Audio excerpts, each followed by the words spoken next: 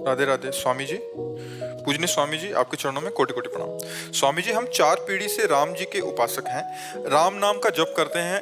ये शिक्षा हमें स्वर्गीय धर्म सम्राट करपात्री जी महाराज जी से 90 वर्ष पहले मिली थी। लेकिन महाराज जी, इसका प्रश्न अच्छा, मैं 2 वर्षों से आपका सत्संग एवं एकांतिक वार्तालाप सुन रहा हूँ। महाराज जी, मैं आपके सत्संग से प्रभावित होकर इस शंका का समाधान चाहता हूँ कि मैं राम जी के और आपके बिना नहीं रह सकता। मेरा कल्याण मार्ग क्या रहेगा?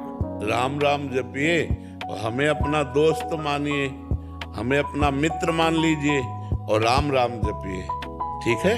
हाँ, खूब नाम जप कीजिए, इसी से मंगल हो जाएगा। और सत्संग सुनते रहिएगा। जब हम राधा बोलें कि राधा राधा जपो, तब समझो हमारे लिए आदेश है राम राम जपो, ठीक है। हाँ, आप संशय में मत पड़िए। राम में राधा, माँ में माधव, राम नाम में राधा माधव भी विराजमान है। आप राम राम जपिए। महाराज जी, यही संस्कृति मेरे देवता मन का, कभी हम उधर के रहना उधर के। नहीं नहीं नहीं, ऐसा कभी नहीं हो सकता। साधु ते होए न कारज हानि। साधु संग से कभी किसी का परमार्थ बिगड़ा है क्या? परमार्थ पुष्ट हुआ है। साधु ते होए न कारज हानि, ऐसा नहीं हो सकता कि साधु से संशय निवृत्ति होती है, ना कि संशय की प्रवृत्ति जग जाए। नहीं, साधु समागम के वचनों से कभी भी आपने सुना होगा, अगर पूरी बात सुनोगे तो संशय नहीं होगा। हमने फिर बाद में कहा, आपको जो गुरुदेव ने नाम दिया है या जो आपको प्रिय है। जब हमसे पूछा जाएगा तो हम कहेंगे राधा राधा जपो, और जब आपकी बात आएगी तब कहेंगे जो आपको प्रिय हो या आपको जो गुरुदेव ने दिया हो वही नाम निरंतर जपिएगा। सब नाम एक अनंत भगवान के हैं। महाराज जी, गुरुदेव जी के तो मैंने दर्शन ही नहीं किए, उनके तो मेरे पिताजी थे उनके सामने। जी जी। और मेरे पिताजी ने ये कहा कि महाराज जी, मेरे पास न तो मैं पढ़ा लिखा हूँ, ना मैं ज्ञान जानता, ना मैं भजन करना जानता, अब मेरे कल्याण का क्या मार्ग होगा? तो उन्होंने कहा कि बेटा, जो भी आपको मिले आप सबसे राम राम कहो तो आपका कल्याण हो जाएगा। और मेरे देवता वो परिपाटी 4 पीढ़ियों से चली आ रही है। बस उसी को जाके कुल की जो रीति है गहे रहे सो तौन, समझ रहे ला? जाके कुल की जो रीति है गहे रहे सो तौन, आप बस वही पकड़ लो, राम राम राम, कल्याण हो जाएगा। अरे कल्याण का कल्याण हो जाएगा। मंगल भवन भगवान का नाम है और उससे कल्याण का संशय नहीं।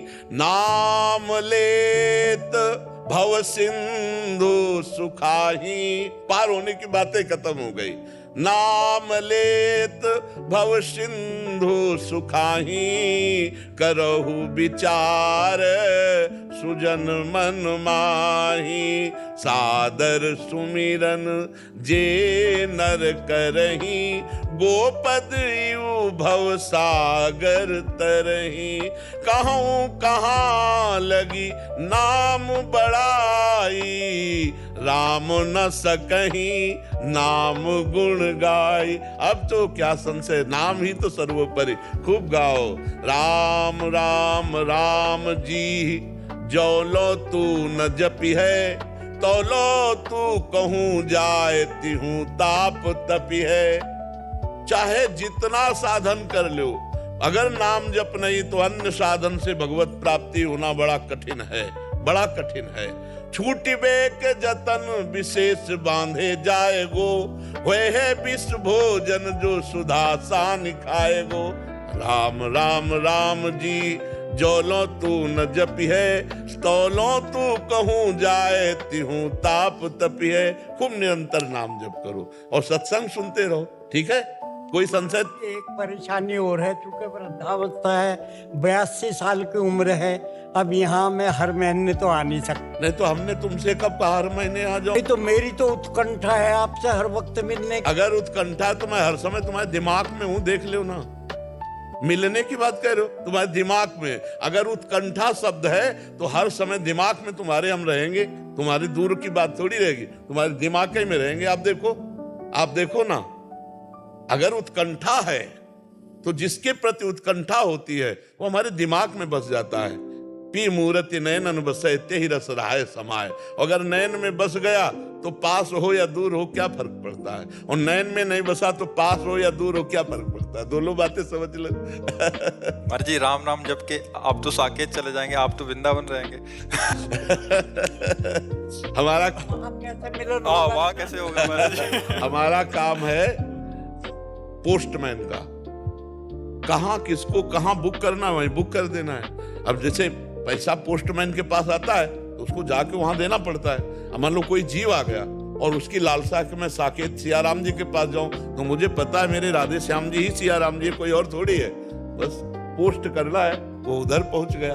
अच्छा, अगर ये देखना चाहते हैं कि ये रूप, तो ये रूप सियाराम जी के पास नहीं मिलेगा, ये रूप राधे श्याम के पास मिलेगा क्योंकि ये बिका हुआ गुलाम है, ये तो राधे श्याम के पास है, वही हमारे ही सियाराम जी।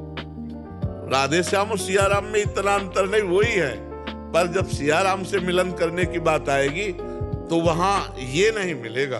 पर महाराज जी जायका तो दोनों में है, मावे की बर्फी में भी और रसगुल्ले में भी। ये प्राकृतिक उदाहरण चिदानंद में नहीं बैठेंगे। प्राकृतिक मावे की बर्फी और दूध की बर्फी, ये सब प्राकृतिक उदाहरण चिदानंद में नहीं बैठेंगे। चिदानंद का उदाहरण सिर्फ चिदानंद है, प्राकृतिक नहीं आ पाएगा, नहीं आ पाएगा। जैसे गोस्वामी जी जब वृंदावन आए, गोस्वामी तुलसीदास जी, तो जिधर देखें उधर राधे श्याम, जो मंदिर का दरवाजा खुले राधे श्याम, तो ऐसे प्रणाम करके पंचांग, और बोले साष्टांग तो नहीं करेंगे, साष्टांग तो तब करेंगे जब आप मुरली हटाकर सारंग धनुष लेंगे और ये चंद्रिका हटाकर सियाजू रूप प्रियाजू बनेगी। तो भगवान ने ऐसा ही किया, भगवान के कर कमल से बंसी हटी और धनुष बाण, और जो चंद्रिका है वो हटी और मुकुट, और प्रियाजू हो गए सियाजू और श्यामजू हो गए रामजू, साष्टांग दंडवत किए। तो ये एक प्रियता होती। तुलसी मस्तक तब झुके जब धनुष बाण होए हाथ, तो कत मुरली कत चंद्रिका कद गोपियन के साथ, वो अपने जन के कारण श्री श्याम भय रघुनाथ, भगवान उसी समय धारण। तो ये चिदानंद बात है प्रेम की। अब जैसे हृदय से पूछा जाए, इतना भी अंतर न राम जी में है, न श्याम जी में है, न प्रियाजू में, न सियाजू में, पर प्रीति की बात जब आएगी तो फिर जहां प्रीति होती वही मन भागता है ना।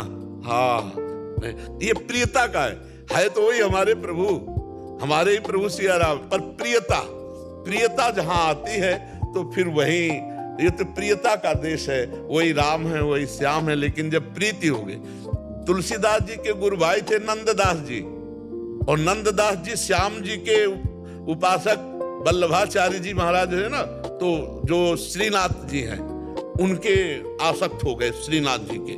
तो तुलसीदास जी ने लिखा, हमारे राम जी में क्या कमी थी जो तुमने श्याम जी, बोले कमी की बात ले, उसने मुरली बजा के हमारा चित्त चुरा लिया है, हमारा चित्त। और बोले गुरु जी ने भी तो नाम रखा था नंददास, तो नंददास तो नंद के लाडले ने हमारे चित्त को चुरा लिया। नंददास जी गोस्वामी तुलसीदास जी के गुरु भाई थे और श्री नाथ जी को पद सुनाते थे। अष्ट आचार्यों में वो एक आचार्य है नंददास जी, जैसे कुंभनदास जी, सूरदास जी, ऐसे गोविंद स्वामी जी, छीत स्वामी जी, ऐसे श्री नंददास जी।